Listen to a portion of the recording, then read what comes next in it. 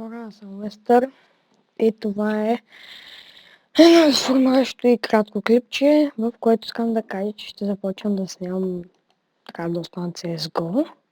Ето тук може да че съм баннат и покажа каква е причина съм баннат.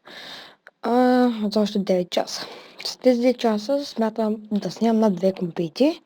С тези компити предполагам ще има театран или нещо такова. Ще имам някакви такива забавни мапове.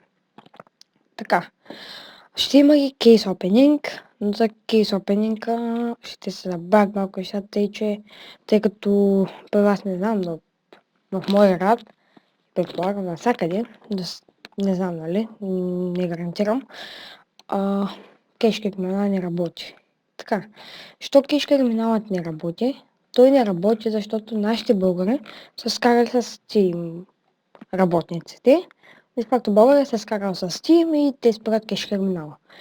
И че може да вкарат само пари чрез дебетна карта или с Steam карта, което дебетната карта може да не с нея да вкарам.